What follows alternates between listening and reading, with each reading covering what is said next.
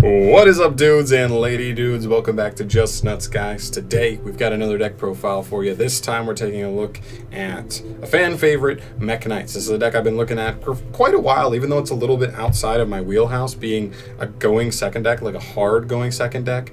But it's a very cool deck. I've always been interested in their mechanic, always thought they were really cool, and they've just got more and more support. Now they're really rounded out to like really be their own archetype, whereas before they kind of needed to be splashed with something. So you saw like invoked MEKK-KNIGHTs. At one point we saw like Trickstar MEKK-KNIGHTs, like weird things like that. But I really think this set can stand on its own, and it's really cool. So I'm excited to profile it. One more thing I wanted to say before we just jump right into the list is shout out to Shannon Long. If you don't know who Shannon Long is, he is like the authority on MEKK-KNIGHTs. He's that guy in the Yu-Gi-Oh community. He has pioneered this deck. He's just that dude with the deck. Like seriously, he has I believe a YCS top, and I believe he has multiple regional wins, not even regional tops, literally like first place finishes with the deck, which is really, really good.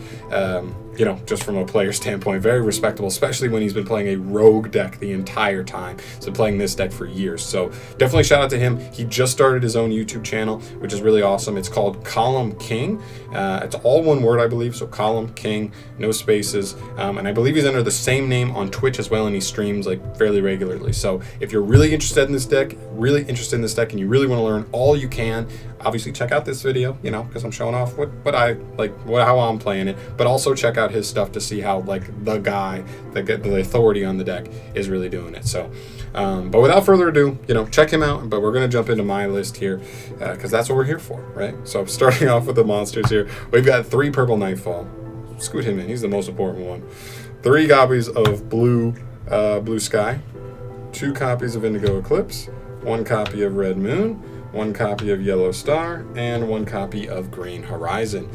These are all like the standard MEKK-KNIGHTs, and what I mean by that is they all share the same summoning clause. They all say like if there are 2 cards in the same column, whether it's your cards, your opponent's cards, whatever, they can just jump out of the hand. And that's why they're better going second, is because it's better to let your opponent like commit some cards to the field to really open up the columns. Otherwise it's like a little too clunky to try and set it up on your first turn, right? So as far as what they do, purple's the best one. He has a quick effect to banish a MEKK-KNIGHT to search a MEKK-KNIGHT monster, which is very, very good. He's like the best one for sure. Keep in mind he does not banish for cost, so he can be interrupted in between there.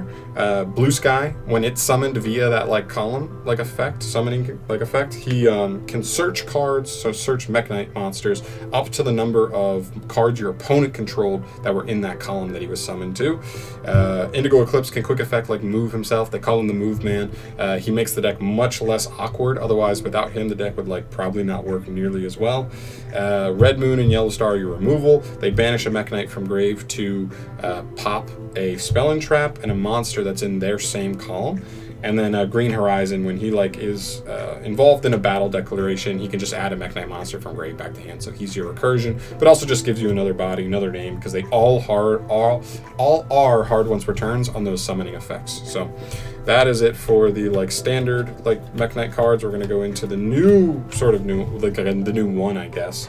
Which is Gearsuit, the Orcus MEKK-KNIGHT. Like, it's kind of crazy that Konami made this card a MEKK-KNIGHT name, because it really, really buffs this deck. But it's insanely searchable, it's insanely powerful, it's very good for a lot of the combos that the deck wants to like do. And I also play one Avram. This was kind of a tech choice on me. A lot of people have chosen to drop this since we got Gearsuit, but I've decided to keep it. Like the one thing I like it for is, one, it's a 2K beater that's normal summonable, so even if columns are not available, you could still potentially search him and you know get him down the field and start play beatdown. But the other thing is, sometimes if your opponent's really not allowing you to get columns, they're not committing cards to the field, they're trying to play it like that way, which sometimes people will, because it can be an effective strategy versus the deck.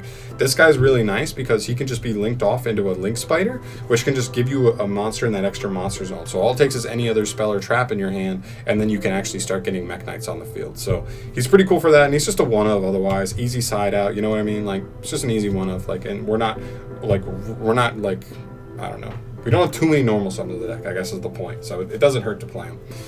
All right, moving on for more monsters. 1, World Legacy World Challenge. This card pairs with the Gearsuit. You send it off Gearsuit. It puts a World Legacy in graves that you can then make a lid play. It is a recurring resource on the next turn, because on a turn except the turn he was sent to the graveyard, you could banish him to just add a World Legacy card from deck to hand. Really good there. And then he's also a level 5, so he can be reborn off like Secret to get like a disruption, because I believe he says like if your opponent summons a monster from the extra deck, you can tribute this card to just send that card to the grave. So it's kind of like a weird like disruption there as well. But yeah, he's pretty cool. And he's just a 1-of, and he's a World Legacy, so you can also discard him off of Morningstar as the discard cost. So it's actually like works that well, like works with him as well, so he doesn't break as hard. All right, moving on. I do play 2 Kaijus. Nothing too crazy here. I didn't want to commit too many Kaijus to the main deck, but 1 Gamma Seal, and honestly, this should probably be another Gamma Seal, particularly just because their stat lines. Like Gamma Seal's only 2200, which means purple beats over him, blue can wall up in front of him, indigo beats over him, red moon beats over him, and then yellow star can also wall up in front of him. Whereas Kumungus, purple's the only one that can actually beat over Kumungus, so it's a little more awkward. So it's one of those things. Oh, is that button? All right, weird. Anyway, the reason I play these is for one particular thing in the metagame at the moment, and that is the Buster Lock. Whereas a big board with a ton of negates and stuff is definitely annoying and can still be hard to crack through, sometimes that paired with Buster Lock is just too much. It means Dark Ruler doesn't save you. It doesn't just turn off the board. You still have to find a way to red, moon, or yellow star to pop either the Buster itself or the Boral Savage. And so sometimes if you can't get to that, you don't open a hand that can, a Kaiju can actually just be the difference there, just eliminating that Buster Lock all in one go. So, but like I said, I'd probably play 2 Gamma Seal. I only have 1 at the moment, so I just threw the Kumungus as the other one. But again, didn't want to commit too many Kaijus to the main deck because you're just like hurting your strategy. But it's also really nice because they you can place them in whatever zone. So putting them in whatever zone you want to really open up zones for the Mech-Knights can be really useful. Alright, and then for the only monster hand traps I play, we're on 2 Phantasme and 2 Nibiru. I really like Phantasme in decks that opt second. It just fixes your hands, and especially a deck like this, where like we have so many hard ones for turns that are like 3-ofs that you really don't want to draw multiple of. Like multiple of any Mech-Knight is, the extra copies are dead immediately. So like purple, blue, technically you could open both indigo, right? You could open like extra normal summons, which you don't need, right? You could open a Kaiju that's kind of dead. You don't think it's good in the matchup, send it right back, right? And then we have spells and traps that are hard ones for turns, like that we don't need. So it's really good at just like fixing your hand and just getting you a body on board that's already just going to start playing beat down and give you protection and stuff. It's really nice. And then Nibiru is insane. We all know how good Nibiru is. Just great. Like it's just a little combo like hate, honestly. And I don't even think it's that good versus combo right now, but it's fine, right? I don't know. It doesn't need to be amazing. It's okay. All right, and then we move to the spells. That's all the monsters in the deck. Moving on from there, we've got 3 World Legacy's Memory. This card is insane. 1 World Legacy Succession and 1 World Legacy Key for the World Legacy spells, just giving us a ton of utility here. Memory is really cool because it lets us summon any Mech-Knight out of the deck, and it's a 1-card like play, essentially. Engine starter and just setting us up for the entire rest of the duel, because you go Memory for purple, purple for blue. Keep in mind, purple comes back on your next standby phase. Blue gets us Girsu, and then Girsu sends, and then just like, there you go. You're literally already set up for like your entire play, and it's really crazy. Succession's really cool because it's just an extender. You only need 1, honestly. You're usually never needing a second copy. I have yet to in testing. Just reborns, honestly. And then Key is also a really interesting card. This card's pretty cool because it negates trap cards. So right, like I know traps aren't like super prevalent. I mean, other than Eldritch, I guess Numeron Guru could be a thing that this could come up in, but it's just a nice 1-of that helps us deal with decks that do play traps. And as much as like it seems like back row decks would be a strong matchup for this deck, sometimes like stuff like Guru, because they have like there can only be 1, can be a huge pain. Like locking us into psychics, or at least only having 1 psychic, is actually like really tough. So having something like Key to like negate like that trap card could be really useful, like a floodgate or something, anything even, is pretty cool. So not only that, but also when it's activated, you can add a banished Mech-Knight back to your hand. So like certain stuff, like if you banish something with red, moon, or yellow star, you could get something back, or any other weird situation, just could get some recursion as well. So very cool, giving us really nice utility. And worst case scenario, even if you draw like Key and it's not great because you're not playing against a trap deck, you can just discard it off of Morningstar, because Morningstar discards any World Legacy or Mech-Knight card. So totally works for that. Moving in for more of our like I don't know, more generic cards for going second. 3 Dark Ruler no more, 1 Mind Control, and 1 Instant Fusion. These are my choices here. I think Dark Ruler is just too good. Like, if they're not playing the Buster Lock and you play Adamantipator, they could go full combo, and this card's just going to like shut off their whole board, and you're just going to crack through almost everything on their board. And even if you don't clear everything, you're at least going to be able to set up multiple disruptions for when they try and make like a crack back at you. So very, very good card, just all around for a going second deck, especially like this, because you can still just set it into zones and just open up zones for Mekk-Knights and stuff, which is really good. Love this card, honestly, in this deck. And then Mind Control and Instant Fusion, both, again, like normal spells that you can set to open up columns, but also they're just very good at just like removal, quick removal. Mind Control specifically because you can just like potentially steal a monster and then tribute over it. So this also can be an out to like the Buster Lock. If you've like already Dark Rulered, you could just like steal the Savage and then just tribute over the Savage with like Blue Sky, any of the 1 tributes. So I guess Blue Sky or Green Horizon, which is pretty cool. So I like that there. And then Instant Fusion, just letting you steal stuff also, like really good. All right, and that is it for the spells. Surprise, surprise, guys. We actually have 8 traps in a going second deck, and they're not evenly matched. All right, the first one is World Legacy Secret. This card is insane. I love this card. 1 copy of World Legacy Whispers and 1 copy of World Legacy Awakens. So these are the ones that I like to play, kind of in the same vein as the spells. They're all searchable. You have so much utility off of Morningstar, and that's what I love about him so much, is that he's so good and so versatile, because Secrets is probably the best one. You're getting this the most. This card says as a quick effect you can, or not as a quick effect, but as like a Call the Haunted effect where you can reborn any level 5 or higher monster to your field. Any level 5 or higher. That's kind of insane, because you also want to side like Artifacts, Scythe, and Sanctum, which is really good. So you can just like rotate Scythe like every turn, and your opponent can just never go extra deck, which is insane. But yeah, and then also it has a continuous effect while it's on the field that says all monsters in the same column as a Mekk-Knight have their effects negated, essentially. So combine this with an Indigo Eclipse who can move himself as a quick effect or any other Mekk-Knight to other columns, allows you to just like revive something into a zone a monster is in to negate that monster, and then if it's Indigo, or if you have an Indigo on field, move again to negate another monster. So this card paired with Indigo is at least 2 negates, which is really good, and just like a reborn to a body on field. Really good. Whispers is also really good. It negates spells. It's kind of like the other version of Key. Just says like a, negate any spell activated in the same column as a Mekk-Knight. So if they activate a spell, you can move an Indigo or use Indigo to move something else to just negate that spell, which is really good. And a really good just like cancellation on like certain haymakers like Lightning Storm or something like later in the game, or something like Strikers can really just like be huge to cancel out like the right card at the right time. And then I do play 1 Awakens. Now this is a little bit different. This is more of a tech choice on my part, but this card says as a quick effect you can link summon during your opponent's turn. Now this card doesn't come up in all situations, but there are some that are like huge for this card, and the ones I'm talking about specifically are with Lib, where sometimes you end on Lib and you really don't want to like link her off because it's not really optimal. You've already broken the board, but you have a free set off of Lib, and you're like, what do I go into? So what I like to do is I like to set Awakens, which allows you to quick link on your opponent's turn, which means you could like end Morningstar, Lib, and like this set. And so as a quick effect, you could link off both the Morningstar and the Lib into an Avermax, which would then give you Lib's effect to shuffle any card into the deck on your opponent's turn. And that's really nasty, in my opinion, because like we have the Secret, which gives us a ton of monster negation, but we don't have a ton of removal on our opponent's turn in terms of disruption. So I like this card as just a 1-of to pair with Lib. Worst case scenario, it's an easy side out. It's a 1-of.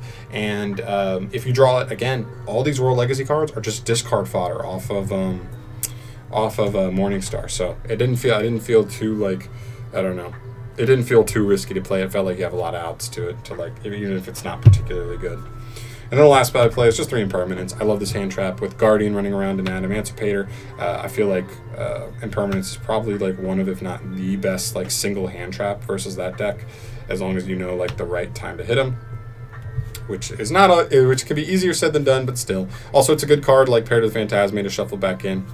Just because you can't use it while he's on the field, at least not from hand. You'd have to set it. So yeah, but yeah, that's it. That's 40 cards in the main. I'm not playing Extravagance. I don't know, I just felt like I like the extra deck a lot. I didn't really want to risk anything there, but yeah, that's it for the main 40 cards, like I said. Moving into the extra deck, starting off with the Link ones, I play one Link Spider and one Link Cross. Link Spider is there for the Avram play that I said earlier, and Link Cross is there for weird plays with Lib, where like maybe your opponent had disruption and they removed whatever other monster you tried to put on the board. To like link into Morningstar off Lib or just link Lib off in general. And so you can still link off Lib into this just to fire off Lib's like removal effect. And then this gives you tokens and like, not this turn you won't be able to use them, but I believe next turn, right? They just say you can't be used. Yeah, for the rest of the turn. So not only that, but if you just go Lib and Lib's the only card you have, you can just Lib set Awakening and then quick effect Lib into Link Cross on your opponent's turn, which would give you the shuffle, and you have 3 bodies to potentially have as Link fodder next turn, which is still pretty good. So thought that was pretty cool, just a nice little tech card, but not used in the degenerate ways that a lot of combo decks are. All right, moving on for the Link 2s, we have 3 Morningstar. He's insane. He gives us battle protection and damage protection, as well as it searches like almost anything in our deck, which is any World Legacy card. We have 6 different options to search off this. I love this card. 3 of for sure. In grind your matches, I just don't have the 3rd. I only have 2.